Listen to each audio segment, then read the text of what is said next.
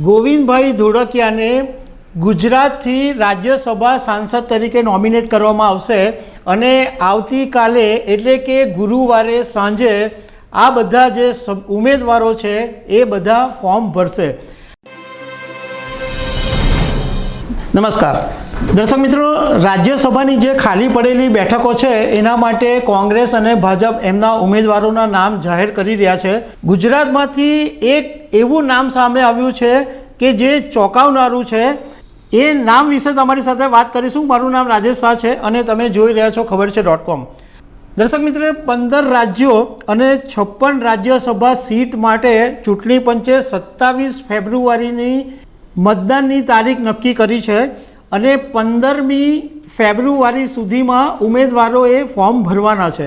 કોંગ્રેસે એના ઉમેદવારોના નામ જાહેર કરવા માંડ્યા છે, ભાજપે પણ મધ્યપ્રદેશ, મુંબઈ, મહારાષ્ટ્ર આ બધાથી નામ જાહેર કર્યા છે અને ગુજરાતમાંથી જે 4 નામ જાહેર કરવામાં આવ્યા છે, કારણ કે ગુજરાતમાં 4 જે રાજ્યસભાની સીટ છે એ હવે ખાલી થવાની છે અને એના માટે જે ચૂંટણી થવાની છે એના ઉમેદવારોના નામ જાહેર કરવામાં આવ્યા છે।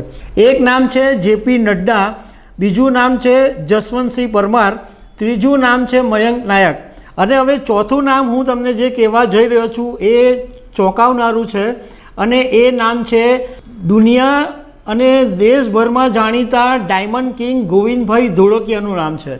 ગોવિંદભાઈ ધોળકિયાને ગુજરાતથી રાજ્યસભા સાંસદ તરીકે નોમિનેટ કરવામાં આવશે અને આવતીકાલે એટલે કે ગુરુવારે સાંજે આ બધા જે ઉમેદવારો છે એ બધા ફોર્મ ભરશે।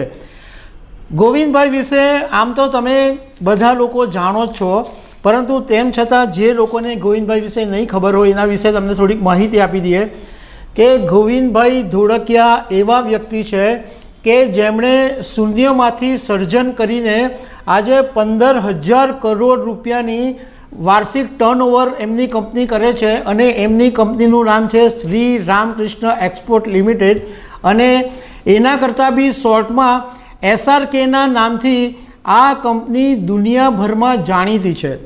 ગોવિંદભાઈની કંપની DTC સાઇટ હોલ્ડર પણ છે અને સુરત ઉપરાંત મુંબઈ, અમેરિકા, એન્ટવર્પ, હોંગકોંગ દુનિયાભરમાં એમની ઓફિસો પથરાયેલી છે અને એટલા બધા લગભગ 20,000થી વધારે કર્મચારીઓને ડાયરેક્ટ ઇનડાયરેક્ટ તેઓ રોજગારી આપી રહ્યા છે।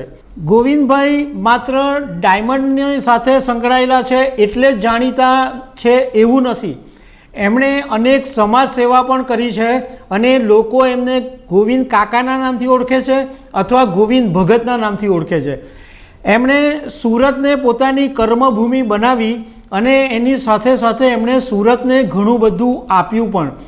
CCTVની વાત હોય, કિરણ હોસ્પિટલની વાત હોય કે યુનિવર્સિટીમાં ડોનેશન આપવાની વાત હોય કે સુરતમાં બીજા કોઈ પ્રોજેક્ટની અંદર કંઈ પણ વાત હોય, ગોવિંદભાઈ ધોળકિયાની કંપની હંમેશા આગળ હોય છે અને એમણે ઘણા બધા દાન કર્યા છે। તમને ખ્યાલ હશે કે હમણાં અયોધ્યામાં રામ મંદિર બન્યું ત્યારે ગોવિંદભાઈ ધોળકિયાએ 11 કરોડ રૂપિયાનું દાન આપ્યું હતું અને એમને અયોધ્યા મંદિરમાં સ્પેશિયલ આમંત્રણ પણ આપવામાં આવ્યું હતું। ગોવિંદ કાકાની ઉંમર ખાસી થઈ ગઈ છે, પરંતુ તેઓ આજની તારીખે પણ ઘણા બધા એક્ટિવ છે। યુનિવર્સિટીમાં સેન્ટર ફોર સોશિયલ સ્ટડીની અંદર SRK નોલેજ ફાઉન્ડેશનના ઘણા બધા એવા કામો ચાલે છે કે જે લોકોને ઉપયોગી હોય છે, લોકોને જ્ઞાન આપે છે। ગોવિંદભાઈ ધોળકિયાએ એમના માતૃશ્રીના નામથી એક ટ્રસ્ટ પણ શરૂ કરેલું છે જેમાં દેશભરના એવા બધા લોકો કે જેમણે દેશ માટે કંઈ યોગદાન આપ્યું હોય, દેશ માટે સેવા કરી હોય અને એમના કામને કારણે ઘણા બધા લોકોનું જીવન બદલાયું હોય એવા માણસોને એમણે એવોર્ડ આપ્યા છે। હમણાં જ MS સ્વામીનાથનને ભારત રત્ન જ્યારે આપવામાં આવ્યો તો એ પહેલાં ગોવિંદભાઈના ટ્રસ્ટે MS સ્વામીનાથનને એવોર્ડ આપી દીધેલો હતો। તો દર્શક મિત્રો, સુરત માટે એક સારી વાત છે કે જે એક સારી છબી ધરાવે છે એવા ગોવિંદભાઈ ધોળકિયાને રાજ્યસભા ગુજરાત તરફથી રાજ્યસભા સાંસદ તરીકે ભાજપે નોમિનેટ કર્યા છે। આવતીકાલે ફોર્મ ભરાશે અને ગુજરાતની અંદર ગોવિંદભાઈ ચોક્કસ બની જ જવાના છે, કારણ કે ગુજરાતની અંદર તો ભાજપની બહુમતી છે, એટલે કોઈ પ્રોબ્લેમ આવવાનો નથી. તો દર્શક મિત્રો, આવી અનેક વાતો સાથે અમે તમને મળતા રહીશું. Thank you very much.